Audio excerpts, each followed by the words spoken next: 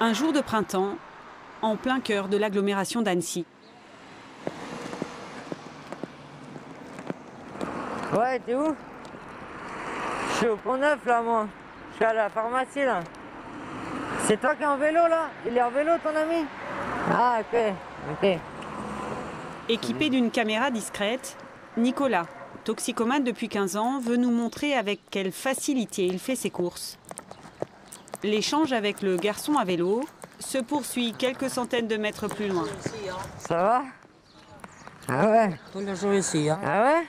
C'est bon matériel? Oui, oui, bon. Il paraît qu'il est très bon matériel, il paraît. Très bon. Il m'a dit ton chef bien matériel. Très bien, on va vous donner à l'argent. Ah ouais? À l'argent. Ouais? À l'argent tout de suite, mon ami. Le matériel dont parle Nicolas, c'est de l'héroïne, vendue par un très jeune garçon d'origine albanaise. Les transactions comme celle-ci sont très fréquentes à Annecy. Le trafic empoisonne la ville depuis 3 ans. Très peu cher, la poudre brune est disponible en quelques coups de fil. Des fois, t'as la queue au plan, t'as 10-15 personnes qui attendent, quoi. C'est de la vente agressive, c'est du harcèlement. Quelle est l'ampleur de ce trafic? Qui le contrôle? Comment en est-on arrivé là? On a maintenant une pieuvre qui s'étend, précisément pour se rapprocher du consommateur. Quand on n'a pas, t'as la chiasse, t'as mal au ventre, t'as chaud, t'as froid. C'est ça l'enfer avec l'héroïne. Les forces de l'ordre ont-elles les moyens de démanteler ces réseaux? Il ne faut pas oublier que derrière ce commerce, il y a encore des gens qui meurent.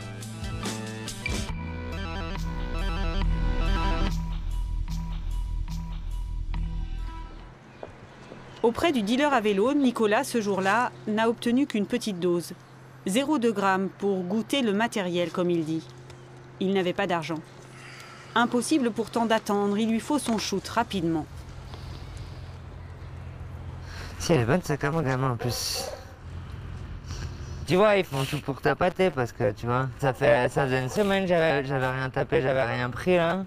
Et les mecs, t'as vu, de toute façon, ils te rappellent. Tu veux que je te montre un message sur mon téléphone? Je suis James, je travaille à Redbus Pont-Neuf. Ton copain me donne ton numéro parce que j'ai un café super. Donc quand t'as envie d'arrêter la cam et que t'es en manque, tu vois, t'es pas très bien quand tu reçois ça tous les jours, quoi. On s'est aperçu qu'il y avait des véritables ventes de listings de téléphones de toxicomanes.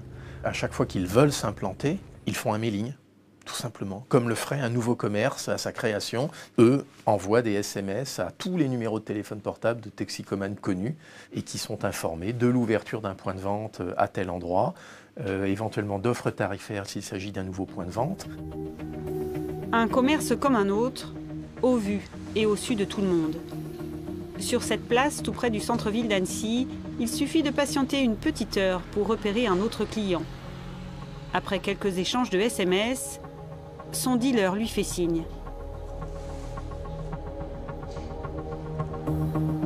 La transaction se déroule dans une petite ruelle, à l'abri des regards. Depuis 4 ans, des revendeurs comme celui-ci, la police en a interpellé des dizaines. On a toujours le même profil, ils sont en général jeunes, voire très jeunes, sans travail, sans ressources au pays, avec de gros besoins d'argent, des familles à nourrir, et ils sont prêts manifestement à accepter n'importe quoi. La drogue est importée d'Afghanistan, premier producteur mondial de pavots. Elle transite ensuite par l'Albanie, d'où sont originaires les trafiquants. Ils viennent pour la plupart de la région de Diber, à l'est du pays. Sur Annecy et aux alentours, cette mafia a le monopole et contrôle au moins une dizaine de points de vente. Aucune commune riveraine n'est épargnée.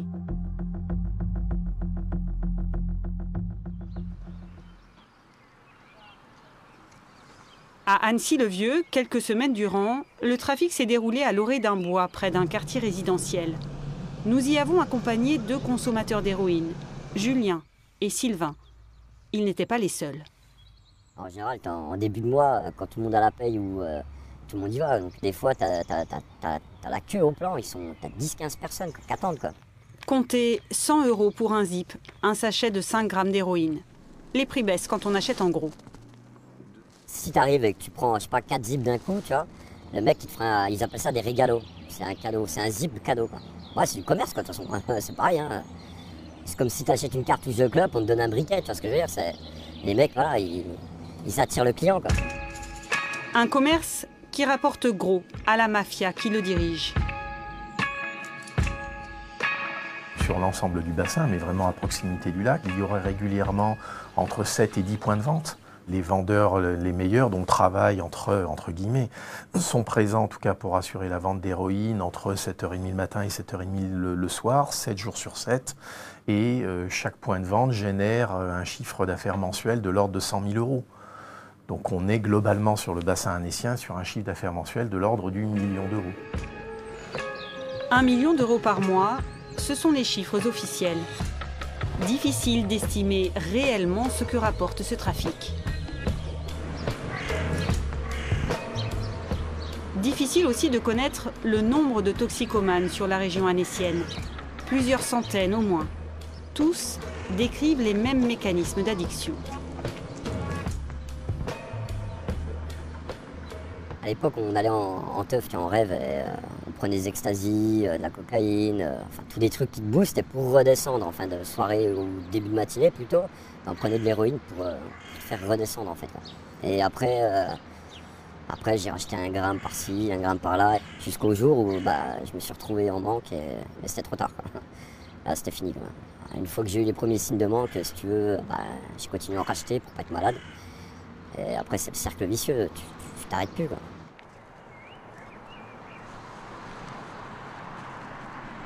Et ouais, tu peux aller bien, tu vois, genre ça fait 3 jours que t'as pas tapé, tu commences à aller bien, tu ressens plus le manque et tout. Et genre tu vas passer genre à côté d'un chiotte public, tu vois, où tu te shootes tout le temps. Et direct tu vas être en manque.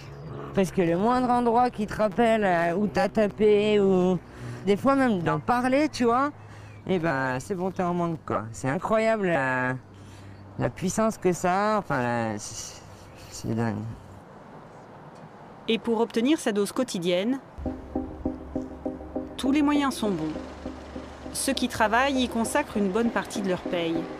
Quand elle est dépensée, il reste le vol. Un bon vélo se revend le prix d'un sachet de 5 grammes, 100 €. C'est le prix qu'a payé Nicolas ce jour-là. J'ai cru que c'était des faux.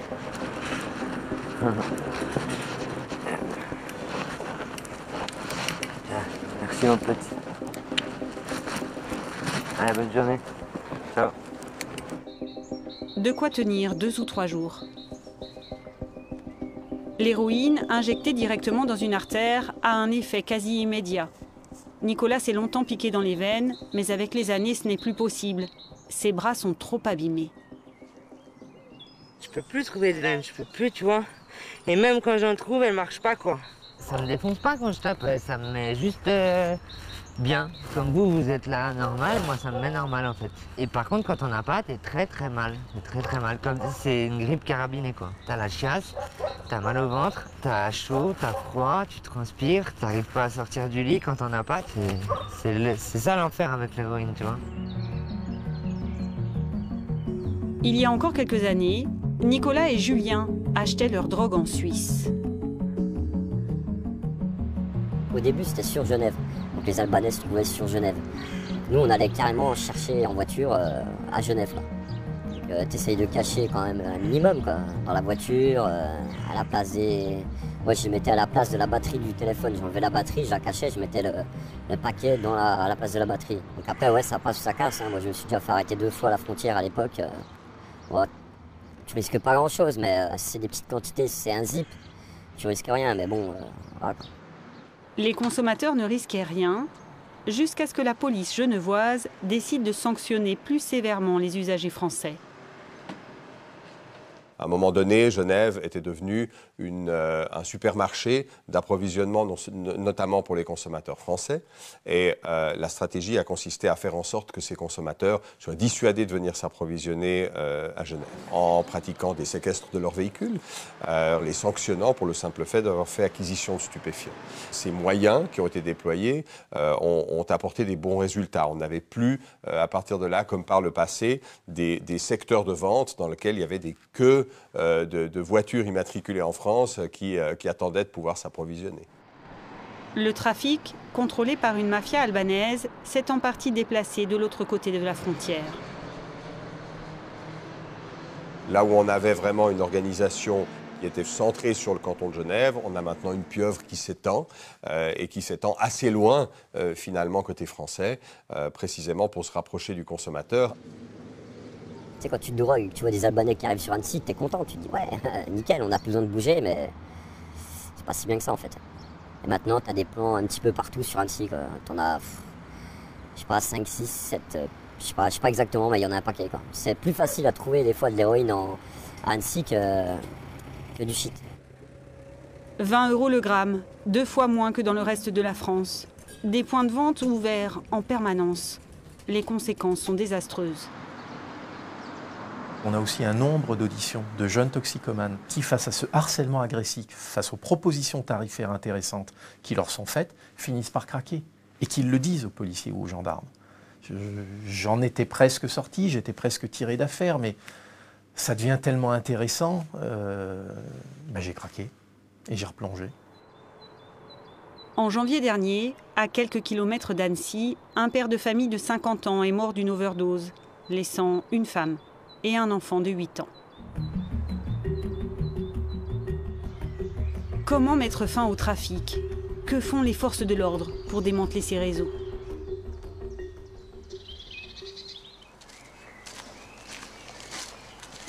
Dans ce coin de forêt aménagé en parcours sportif sur les hauteurs d'Annecy, Jean-Pierre se promène 1 à 2 fois par jour.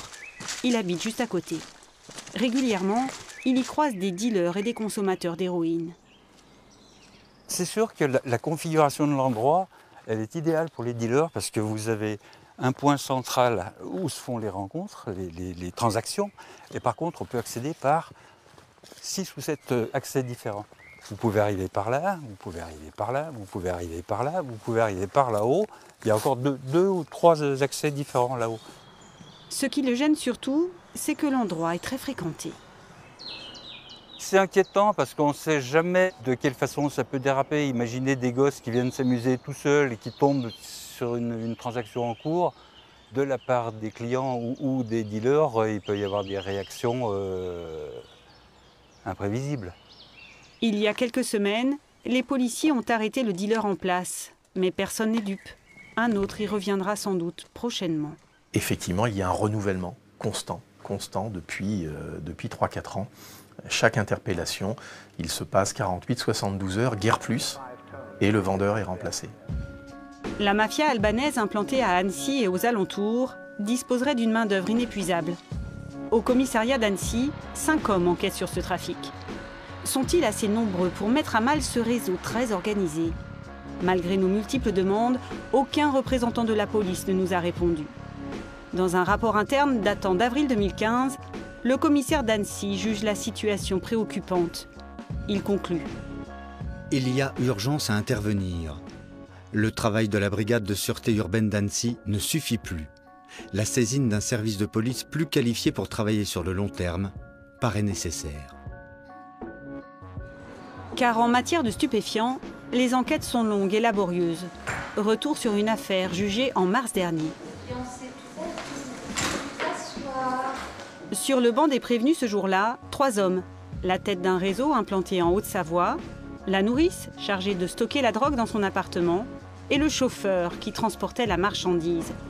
6 mois durant, ils ont été surveillés par la section de recherche des gendarmes de Chambéry. Elle a commencé en été 2014. On a monté un groupe de travail, une cellule d'enquête. Et jusqu'à fin décembre, la date des interpellations, on était 13 enquêteurs. H24. On avait des surveillances téléphoniques, on avait des surveillances physiques, de jour comme de nuit. Et on avait des filatures de véhicules. Et puis d'autres moyens de suivi géolocalisés, personnes et véhicules. Nous, l'enjeu est avant tout de faire tomber la tête de réseau. Pourquoi? Tout simplement parce que si on s'occupe des ouvriers ou des usagers, au bout du compte, le trafic perdurera. 10 lignes téléphoniques écoutées en permanence. Un travail colossal, d'autant que les conversations étaient souvent en albanais. Ici, ce sont les fadettes, les factures de téléphone que l'on a épluchées une à une à l'aide de logiciels high-tech. On incorpore de manière massive des milliers de données. Chaque couleur représente l'activité d'une ligne téléphonique différente. Et on remarque que plusieurs lignes de correspondants, comme ici, comme là ou comme là, sont des correspondants qui sont communs à plusieurs abonnés, ce qui nous permet de pouvoir définir des relations au sein d'un groupe criminel. Des preuves comme celle-ci, il a fallu en accumuler des dizaines. Sans cela, pas de condamnation des trafiquants ou alors des peines très courtes. Les vendeurs d'héroïne le savent, ils tombent rarement dans les mailles du filet. Les 3 dealers jugés en mars dernier ont été condamnés à 8 ans de prison ferme pour le chef et 4 ans pour ses 2 subordonnés. Quant aux dealers que nous avons filmés en plein travail, ils ont été arrêtés quelques semaines après notre tournage. Une saisie record des policiers annéciens. Mais le trafic, lui, perdure. D'autres ont rapidement pris leur place.